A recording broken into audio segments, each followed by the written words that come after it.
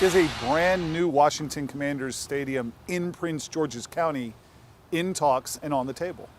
Yes. Prince George's County Delegate Jazz Lewis tells WUSA 9 talks with the Washington Commanders about a new stadium have focused on building FedEx Field's replacement on undeveloped land adjacent to the current site in Landover. One of the biggest problems with FedEx Field is that it's not easily accessible by public transportation. We're about a mile from the nearest metro station right now, and even if you're going to try and make that walk, you're doing it along narrow sidewalks and busy roads to try and get to the stadium. Plans for a new stadium here in Prince George's County would change that by moving the site of the new stadium not far from FedEx Field, but much closer to this Morgan Boulevard metro station, making the stadium much more accessible to fans on game day. There are conversations about seeing if the stadium could be brought closer to essentially just south of this station, which would allow people to come up, much like the Washington Nationals, to be right there.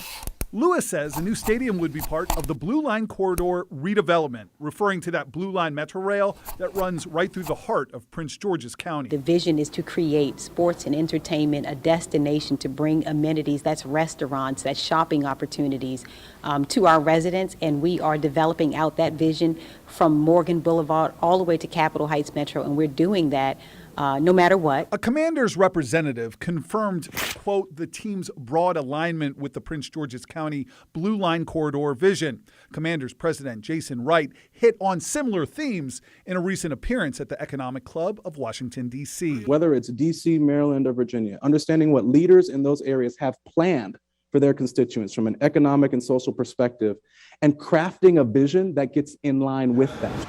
Maryland's plan to pay for a new stadium is coming into focus, too. Governor Larry Hogan's administration has already proposed spending $1.2 billion through the Maryland Stadium Authority to upgrade Camden Yards and M&T Bank Stadium in Baltimore. And sources tell WUSA 9 his office is now working to expand that plan to include a new Commanders Stadium financed in part through hundreds of millions of dollars in bonds sold through the Stadium Authority.